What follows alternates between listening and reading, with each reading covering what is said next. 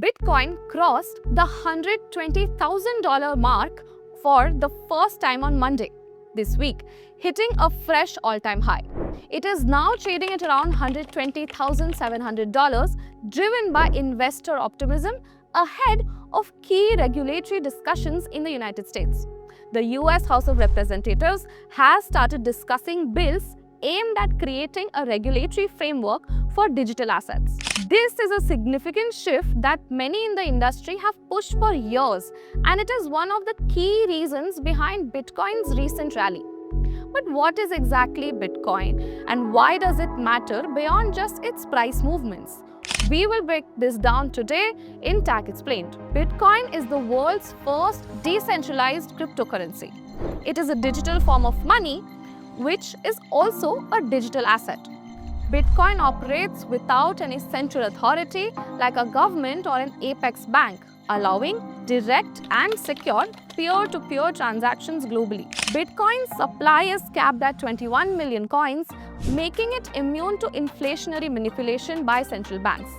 While it can function as money, Bitcoin is primarily treated as a speculative digital asset, often referred to as digital gold.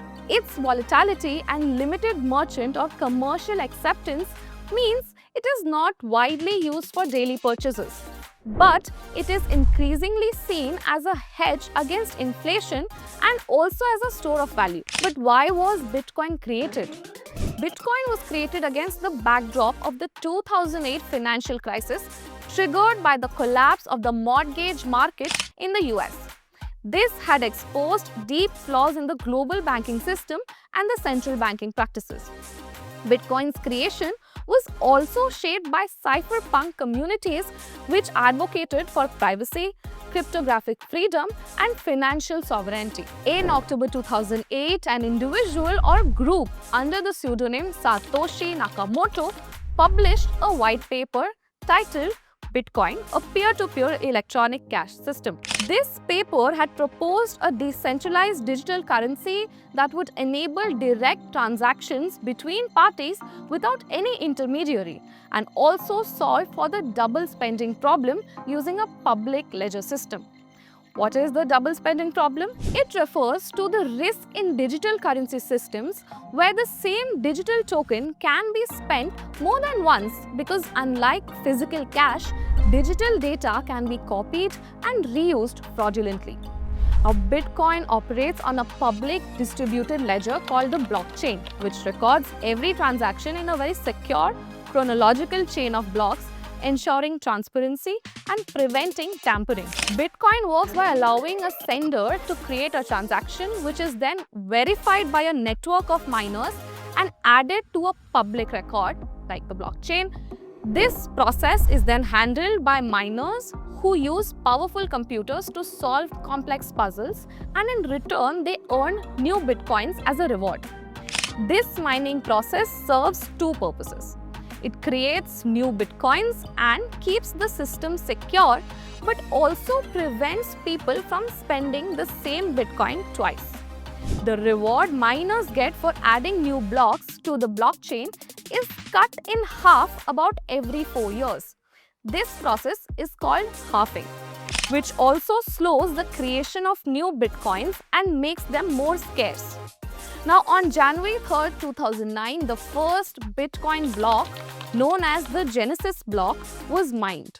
It contained a message referencing a newspaper headline about bank bailouts, underscoring the project's roots in distrust of traditional financial systems. Now, how did Bitcoin find public acceptance?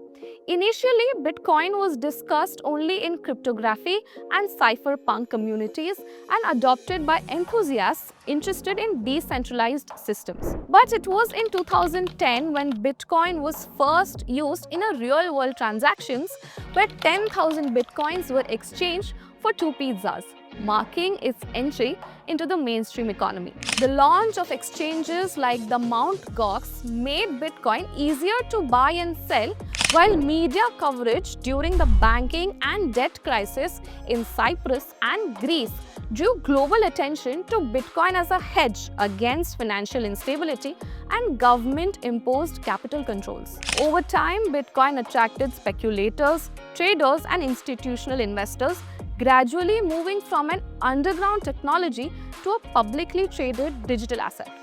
But why the 21 million Bitcoin cap? Bitcoin's hard cap of 21 million was designed to mimic the scarcity of gold and prevent inflation.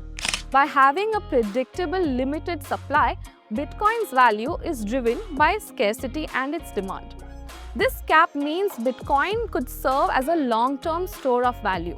It may not replace fiat currencies in daily transactions due to its deflationary nature, but it can act as a hedge against currency devaluation, especially in economies with unstable currencies. Now, Bitcoin's advent comes with its benefits and risks. Benefits like anonymity, financial agency, borderless payments, immutability, meaning transactions cannot be altered once confirmed, but also risks like use in illegal activities such as money laundering and ransomware, price volatility, which makes it risky for daily use, and regulatory concerns as governments continue to explore how to monitor and manage these digital currencies. But the literal billion-dollar question is, who created Bitcoin? The true identity of Satoshi Nakamoto remains unknown. Nakamoto communicated online, shared the white paper, mined around 1 million Bitcoins, and then disappeared from public view in 2010, leaving the project to other developers. But what do we know about him? He may have had deep expertise in cryptography, computer science, peer-to-peer networks, and C++ programming, demonstrated in Bitcoin's elegant design and its underlying code. Speculations also include a single cryptographer or a computer scientist such as Hal Finney, who received the first Bitcoin transaction and denied being Satoshi. There's also Nick Szabo, creator of BitGold, or Adam Back, creator of Hashcash. It could also be a small collective within the cypherpunk community, with some arguing that Bitcoin's multidisciplinary complexity points to a group rather than a lone genius. There are also fringe theories suggesting Elon Musk or the NSA or even future humans may be a part of it. Conspiracy theories have fueled this mystery even more.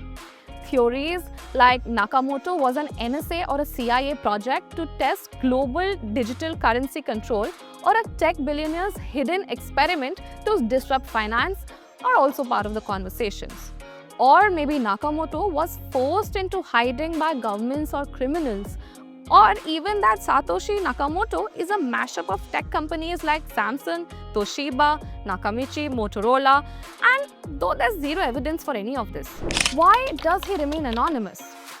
Legal risks of creating a disruptive financial system, maybe ideological reasons to reinforce decentralization, no leader, no single point of failure. Also personal safety. Given Nakamoto's potential holding over 1 million Bitcoins, making him a target for criminals. To this day, there is no credible evidence identifying Nakamoto conclusively, making it one of the biggest mysteries in modern technology and finance. Whoever they are, Satoshi Nakamoto's disappearance has allowed Bitcoin to truly become leaderless, living on its decentralized network and fueling the global crypto revolution that followed with projects like Ethereum, Solana, and thousands of others, all sparked by this one anonymous creator's vision for a borderless, secure, peer-to-peer financial system. Why does Bitcoin matter now? Bitcoin's recent price surge to over $120,000 is not just a speculative rally. It reflects growing interest in decentralized financial systems, particularly as the US considers clearer regulations for digital assets. As the world debates how to regulate cryptocurrencies, Bitcoin continues to be at the center of these discussions and about the future of money, sovereignty, and the global financial system. This is Garima, and you are watching the Asian Chronicle.